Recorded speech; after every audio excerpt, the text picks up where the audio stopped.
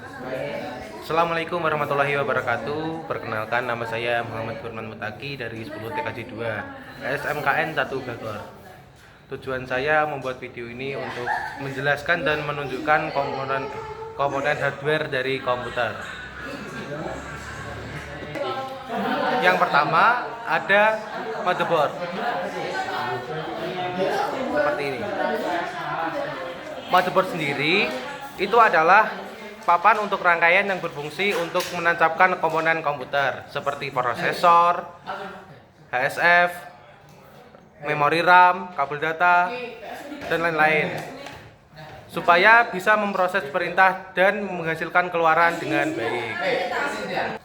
Ini adalah tampak atas dari motherboard. Ini adalah tampak samping dari motherboard. Dan ini adalah tampak belakang dari motherboard. Nah, seperti ini ya teman-teman. Oke, lanjut ke nomor 2. Di nomor 2 ada PSU atau Power Supply Unit.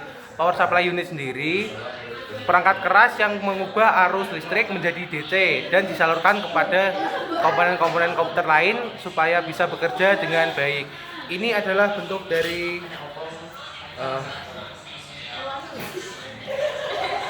PSU. Nah, seperti ini ya teman-teman. Ada banyak kabel. Oke.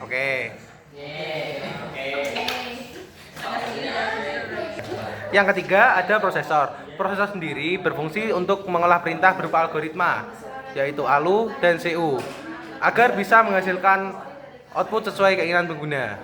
Prosesor sering disebut sebagai otak komputer. Ini adalah bentuk dari prosesor. Nah, kecil ya. Ini ada segitiga ini untuk acuan ini. Oke. Yang keempat ada heatsink fan. Heatsink fan berfungsi untuk membuang panas yang dihasilkan oleh prosesor saat dinyalakan dan mendinginkannya agar tidak terjadi konslet pada prosesor. Ini adalah bentuk dari heatsink fan. Bentuknya seperti kipas kecil ini, loh, bisa berputar. Oh, munir toh, berputar toh. Nah, oke. Yang kelima ada hard disk drive atau biasa disingkat dengan HDD. HDD sendiri itu adalah media penyimpanan yang berfungsi untuk menyimpan data yang berkapasitas besar dalam jangka waktu yang lama. Oke. Ini adalah bentuk dari hard disk drive atau HDD itu ya. Ini ada tampak atasnya ya guys ya. Nah, ini ada tampak belakangnya. Nah, ini agak rumit ya guys ya sebenarnya.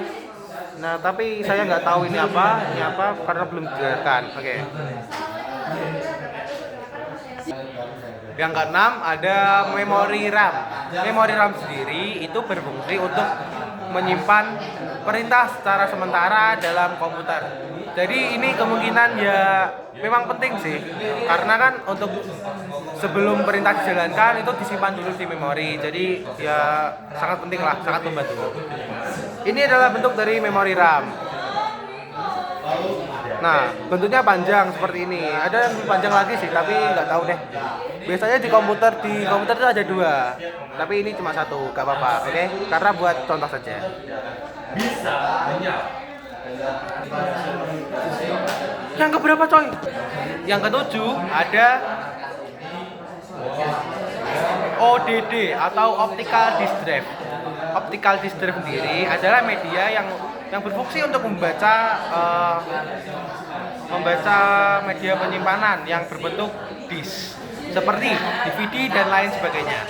Ini adalah contoh dari ODD. Nah, jadi seperti ini ya. Tempat DVD-nya itu masuk lewat CD nanti. Biasanya tempatnya itu di atas, saat kan ada casing PC itu di atasnya. Dari ini ya. Ini belakangnya ada konektornya. Loh. Yang ke-8 ada kabel data.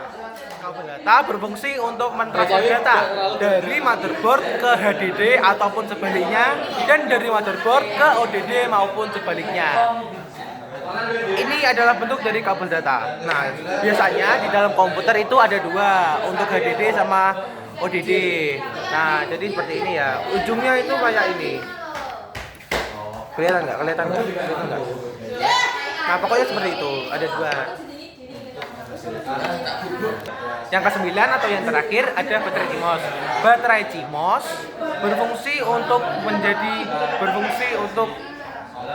berfungsi sebagai tenaga atau power untuk menyimpan hasil konfigurasi agar tidak hilang. Ini adalah bentuk dari baterai CMOS. Kecil ya, segini nggak ada. Uang koin 500 itu kurang kecil, segini. Tapi ini impactnya sangat besar banget. Nah, semuanya itu sangat impactnya besar ya untuk komputer. Tapi ini kecil banget tuh. Bahkan prosesor tadi nggak sampai segini kecilnya. Jadi kesimpulan dari video ini adalah memang ada banyak komponen-komponen komputer yang terutama hardware dan memang itu agak rumit ya. Nah, tapi kita sebagai pelajar terutama pada jurusan TKJ harus sering belajar dan mengasah ilmu tentang komputer karena itu adalah bagian dari pilihan kita saat daftar ke SMK. Dan dulu ya, terima kasih. Wassalamualaikum warahmatullahi wabarakatuh.